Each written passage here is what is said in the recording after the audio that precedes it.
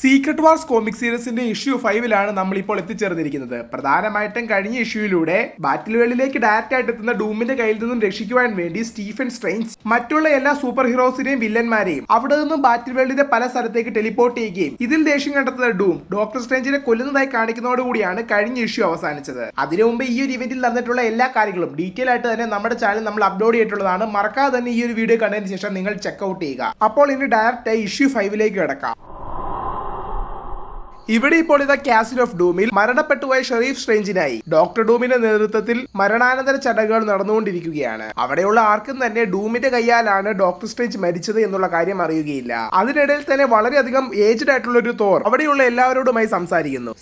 സഹോദരന്മാരെ, നിങ്ങൾക്ക് എല്ലാവർക്കും അറിയാമല്ലോ നമ്മൾ എന്തിനാണ് ഇവിടെ കൂടി വന്നിരിക്കുന്നത് എന്ന്. നമ്മുടെ ഫാളൻ ലീഡർ ആയിട്ടുള്ള സ്റ്റീഫൻ സേജിന് നന്ദി സൂചകമായിട്ടാണ്. നമ്മുടെ ഓൾ ഫാദർ ഈ ഒരു വേൾഡ് തന്നെ മാജിക്കൽ ക്രിയേഷനായി ക്രിയേറ്റ് ചെയ്തപ്പോൾ അദ്ദേഹത്തോട് കൂടെ നിന്ന് ഇതെല്ലാം പരിപാലിച്ചത് നമ്മുടെ ഷെറീഫ് സ്ട്രേഞ്ച് ആയിരുന്നു. അദ്ദേഹം തന്നെയായിരുന്നു ഈ ഒരു എൻറ്റയർ ബാറ്റിൽ വേൾഡിന്റെയും പരിപാലകൻ. ഒന്നുമില്ലായ്മയിൽ നിന്ന് എല്ലാം ഉണ്ടാക്കിയവനോട് തുണയായി നിന്നവൻ ഇപ്പോൾ ഇതാ അദ്ദേഹം നമ്മളെ വിട്ട് പിരിഞ്ഞു പോയിരിക്കുകയാണ്. ധൈര്യമുള്ളവർ മാത്രമാണ് ഈ ഒരു ലോകത്തിൽ അവശേഷിച്ചിരുന്നതെങ്കിൽ അദ്ദേഹം തന്നെയായിരുന്നേനെ ഇവിടുത്തെ രാജാവെന്ന് പറഞ്ഞുകൊണ്ട് ഈ ഒരു പ്രസംഗം ഇവിടെ അവസാനിപ്പിക്കുന്നു. ഈ നടക്കുന്ന എല്ലാ കാര്യങ്ങളും തന്നെ ഷെറീഫ് സ്ട്രേഞ്ചിനാൽ ടെലിപ്പോർട്ട് ചെയ്യപ്പെട്ട് ഡൂം കാസിൽ എത്തിപ്പെടുന്ന നമ്മുടെ മെയിൻ യൂണിവേഴ്സിലെ ലേഡി തോർ കാണുന്നുമുണ്ട്. പുള്ളിക്കാരത്തിക്കാണെങ്കിലോ ഇവിടെ നടക്കുന്ന യാതൊരു കാര്യങ്ങളും ഒട്ടും പിടികിട്ടുന്നില്ല എങ്കിൽ തന്നെ കൂടുതൽ ഇൻഫർമേഷൻ നേടിയെടുക്കുവാനായി മറ്റുള്ള തോർ വേർഷൻസിനോടൊപ്പം അവിടെ നിൽക്കുകയാണ്. അതിനിടയിൽ തന്നെ സൂസ്റ്റോൺ ഡൂമിനോടായി വിക്ടർ നമ്മളിപ്പോൾ പബ്ലിക് ആയിട്ടുള്ള റെസ്പെക്ട് സ്ട്രേഞ്ചിന് കൊടുത്തു കഴിഞ്ഞു, എന്നാൽ കുറച്ചും കൂടി പേഴ്സണൽ ആയിട്ട് എന്തെങ്കിലും ചെയ്യേണ്ടേ എന്ന് പറഞ്ഞ് തന്റെ കയ്യിലുണ്ടായിരുന്ന ഒരു ചെടി മകനായ ഫ്രാങ്ക്ലിൻ റിച്ചാർഡ്സിന്റെ കയ്യിൽ കൊടുക്കുന്നു. ഫ്രാങ്ക്ലിനാണെങ്കിലോ അത് എടുത്തുകൊണ്ട് പറന്നുപോയി തന്റെ പവർ യൂസ് ചെയ്ത് അത് മൾട്ടിപ്ലൈ ചെയ്ത്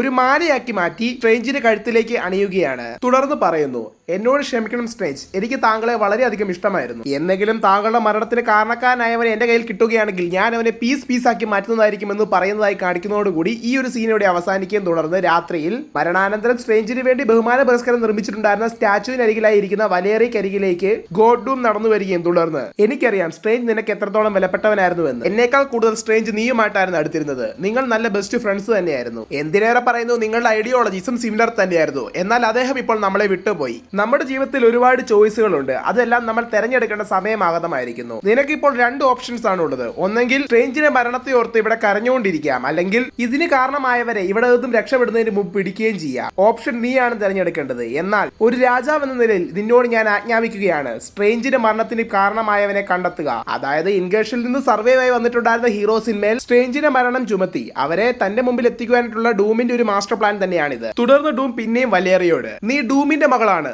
സർവവും ചെയ്യുവാൻ സാധിക്കുന്നവന്റെ മകൾ, നിനക്ക് അവരെ പിടിക്കുവാൻ സാധിക്കും. എനിക്കും വേണ്ടത് അവരെ തന്നെയാണ്. നീ ഇത് ചെയ്യുമോ എന്ന് ചോദിക്കുമ്പോൾ ഞാൻ ഈ ഒരു കാര്യം ഉറപ്പായിട്ടും ചെയ്യാം എന്ന് പറഞ്ഞുകൊണ്ട് വലേറിയ അവിടെ നിന്നും പോകുന്നു. തുടർന്ന് അവിടെ നിൽക്കുന്നതായിട്ടുള്ള സ്ട്രേഞ്ചിന്റെ പ്രതിമയെ നോക്കി ഡാം യു സ്റ്റീഫൻ എന്ന് പറഞ്ഞുകൊണ്ട് ഗോഡ് ഡൂം അതിന് തൊട്ടടുത്തായിട്ട് നിൽക്കുന്ന മോളിക്കുലർമാന്റെ പ്രതിമയ്ക്ക് താഴെയായി നിൽക്കുന്ന ഒരു പോർട്ടൽ ഓപ്പൺ ചെയ്യുകയും അതിലൂടെ ബാറ്റിൽ വേൾഡിന്റെ സെന്ററിലേക്ക് നടന്നു പോവുകയും ചെയ്യുകയാണ്. അവിടെ ആകമാനം വെളിച്ചമാണ്. വെളിച്ചത്തിൽ ബാറ്റിൽ വേൾഡിന്റെ സെന്ററിലായി ഇരിക്കുന്ന മോളിക്കുലർമാനെ കാണിക്കുന്നു. ദൂരെ നിന്നും വരുന്ന ഡൂമിനെ കാണുന്ന മോളിക്കുലർമാൻ, ഹേ ഡൂം, കുറെ നാളായല്ലോ വന്നിട്ട്, എനിക്ക് കഴിക്കാനുള്ള ഫുഡ് കൊണ്ടുവന്നില്ലേ എന്ന് ചോദിക്കുമ്പോൾ ഡൂം, ഇല്ല, ഞാൻ എടുത്തുകൊണ്ട് വന്നില്ല, എന്റെ മനസ്സിൽ മറ്റു പല ചിന്തകളായിരുന്നു എന്ന് പറയുമ്പോൾ മോളിക്കുലർമാൻ പിന്നെയും, ഹേയ് ഡൂം, മറ്റുള്ളവരെ പോലെ വിശപ്പും ദാഹവും എനിക്കുമുണ്ട്. ഈ ഒരു ബാറ്റിൽ വേൾഡിന്റെ പവർ സോഴ്സ് ആണെന്ന് പറഞ്ഞ് ന്യൂട്രിയൻസ് ഉള്ള ഫുഡ് കഴിച്ചില്ല എങ്കിൽ എന്റെ പവേഴ്സ് ഒന്നും തന്നെ വർക്ക് ആവുകയില്ല. പിന്നീട് ഞാനെങ്ങാനും മരണപ്പെട്ടു പോയാൽ ബാറ്റിൽ വേൾഡിന്റെ എനർജി നഷ്ടമായി എന്ന് പറഞ്ഞ് എന്നോട് പിന്നെ ചോദിക്കാൻ വരില്ലേ എന്നും പറയുന്നു. ഇതെല്ലാം കേൾക്കുന്ന ഡോക്ടർ ഡൂം, കളിതമാശ വിട്, ഞാൻ മറ്റൊരു കാര്യം പറയാനാണ് വന്നത്, സ്റ്റീഫൻ സ്ട്രേഞ്ച് മരണപ്പെട്ടു. ഇത് കേൾക്കുന്ന മോളിക്കുലർമാൻ,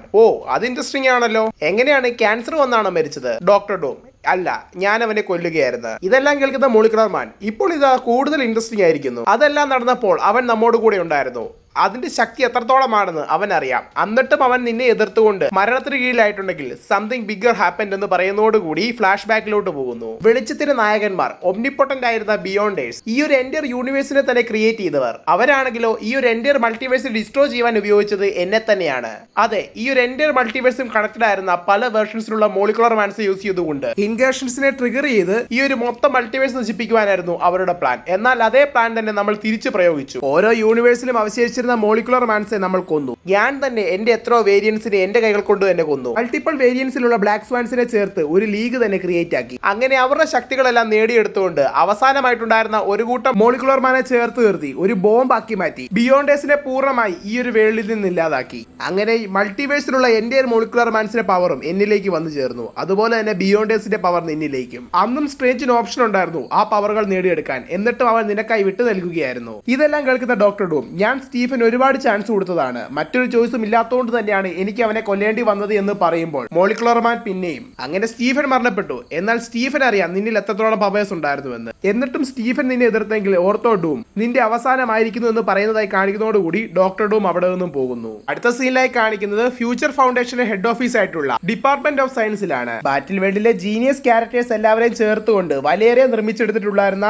ഒരു group of super hero team തന്നെയാണ് ഈ ഒരു ഫ്യൂച്ചർ ഫൗണ്ടേഷൻ. തുടർന്ന് വലേറിയ മറ്റുള്ളവരോടായി. ഡൂം ഇപ്പോൾ നമ്മൾക്ക് എല്ലാവർക്കും ഒരു ഡ്യൂട്ടി വന്നിരിക്കുകയാണ്.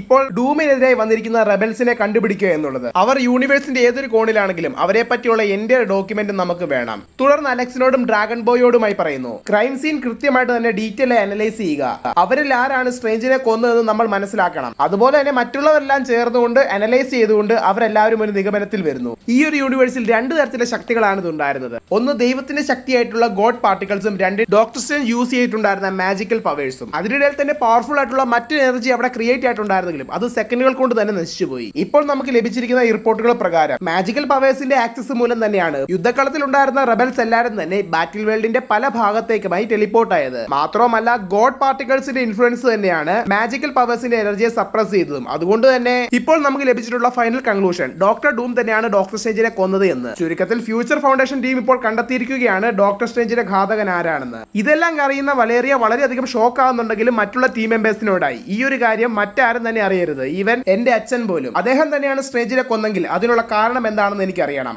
എവിടേക്കാണ് സ്ട്രേഞ്ച് അവരെ എല്ലാം ടെലിപ്പോർട്ട് ചെയ്തതെന്ന് എനിക്കറിയണം എന്ന് പറയുമ്പോൾ തന്നെ ഡൂംസ്ഗാർഡിൽ എത്തിപ്പെട്ട ലേഡി തോർനെയും ബാർ സിനിസ്റ്ററിന്റെ പക്കൽ എത്തിപ്പെട്ട ക്യാപ്റ്റൻ മാർവലിനെയും ഈജിപ്തീരിയ എന്ന പ്ലേസിലായിരിക്കുന്ന ബ്ലാക്ക് പാന്തറിനെയും നെയ്മോറിനെയും കാണിക്കുന്നു. ഒടുവിലായി ഡൂം ക്യാസിലെ സൈഡിൽ നിൽക്കുന്ന ബ്ലാക്ക് സ്മിത്തിനെ കാണിക്കുന്ന ടൈമിൽ തന്നെ വലേറിയ പിന്നെയും എനിക്കറിയണം അവിടെ എന്താണ് സംഭവിച്ചതെന്ന്, എനിക്കറിയണം അവർ ആരായിരുന്നെന്ന്, എനിക്കറിഞ്ഞേ പറ്റൂ അവർ എവിടേക്കാണ് പോയതെന്നും അവർക്ക് എന്തൊക്കെ സാധിക്കുമെന്നും. ഈ കാര്യങ്ങളെല്ലാം തന്നെ എനിക്ക് അറിഞ്ഞേ പറ്റൂ എന്ന് പറയുന്നതായി കാണിക്കുന്ന ടൈമിൽ തന്നെ ഒരുപാട് ശിലയായി മാറിയ വീരന്മാർക്ക് നടുവിൽ തകർന്നു വീണ് കിടക്കുന്ന ഒരുപാട് മിയോളിയറുകൾക്കിടയിൽ വന്നെത്തി നിൽക്കുന്ന താനോസിനെ കാണിക്കുന്നു. താനോസ് ടെലിപ്പോർട്ടായി വന്നത് ഷീൽഡിനിപ്പുറമാണ്. അതെ, ഡോക്ടർ സ്ട്രേഞ്ച് താനോസിനെ ടെലിപ്പോർട്ടാക്കി വിട്ടത് മരണത്തിന് നടുവിലേക്ക്. എന്നാൽ ഡോക്ടർ സ്ട്രേഞ്ചിനും അറിയാവുന്ന മറ്റൊരു കാര്യമുണ്ട്, ഈ മരണത്തെ തന്നെ തന്റെ ആർമിയാക്കി മാറ്റുവാൻ കഴിവുള്ളവനാണ് താനോസ്. ഈ കാര്യം കൃത്യമായി പ്ലാൻ ചെയ്തുകൊണ്ട് തന്നെയാണ് താനോസിനെ ഷീൽഡിനിപ്പുറത്തേക്ക് അയച്ചത്. എന്തായാലും ഷീൽഡിനിപ്പുറം എത്തിപ്പെട്ട താനോസിനെ കാണിക്കുന്നതോടുകൂടി ഈ ഒരു സീനും ഈ ഒരു ഇഷ്യൂവും ഇവിടെ അവസാനിക്കുന്നു. വളരെയധികം ഇൻട്രസ്റ്റിംഗ് ആയിട്ടുള്ള രീതിയിൽ തന്നെയാണ് ഇപ്പോൾ സീക്രട്ട് വാർസ് കോമിക് സീരീസ് മുന്നോട്ട് പോയിക്കൊണ്ടിരിക്കുന്നത്. എന്തായാലും ഇതിന് ശേഷമായി കോമിക്സിൽ എന്തെല്ലാമാണ് സംഭവിക്കാൻ പോകുന്നത് എന്നുള്ള കാര്യം നമുക്ക് കാത്തിരുന്ന് തന്നെ കാണാം. അത് കൃത്യമായിട്ട് നിങ്ങളിലേക്ക് എത്തുവാനായി ഈ ഒരു ചാനൽ മറക്കാതെ തന്നെ സബ്സ്ക്രൈബ് ചെയ്ത് വെച്ചേക്കുക. അതുപോലെ തന്നെ വീഡിയോയെ പറ്റിയുള്ള നിങ്ങളുടെ അഭിപ്രായ നിർദ്ദേശങ്ങളും കൃത്യമായിട്ട് തന്നെ കമന്റ് ബോക്സിൽ രേഖപ്പെടുത്താവുന്നതാണ്. കോമിക് മോജോയുടെ ഒഫീഷ്യൽ ഇൻസ്റ്റാഗ്രാം, ടെലിഗ്രാം, ഫേസ്ബുക്ക് ഗ്രൂപ്പുകളിലേക്ക് നിങ്ങൾ ജോയിൻ ചെയ്യാൻ ആഗ്രഹിക്കുന്നെങ്കിൽ താഴെ ഡിസ്ക്രിപ്ഷൻ ബോക്സിൽ കൊടുത്തിരുന്ന ലിങ്കുകളിലൂടെ നിങ്ങൾക്ക് ജോയിൻ ആകാവുന്നതാണ്. നിങ്ങൾ എന്റെ ഈ ചാനലിലെ വീഡിയോ ആദ്യമായിട്ടാണ് കാണുന്നതെങ്കിൽ എന്റെ ഈ ചാനൽ നിങ്ങൾ മറക്കാതെ തന്നെ ലൈക്ക് ചെയ്യുക, ഷെയർ ചെയ്യുക, സബ്സ്ക്രൈബ് ചെയ്യുക. കൂടാതെ അടുത്തുള്ള ബെൽ ബട്ടൺ എനേബിൾ ചെയ്യുക. ഞാൻ എപ്പോൾ പുതിയ വീഡിയോ ഇട്ടാലും നിങ്ങൾക്ക് അത് നോട്ടിഫിക്കേഷനായി വന്നു തരുന്നതായിരിക്കും. Thank you guys, and I am signing out from Comic mojo.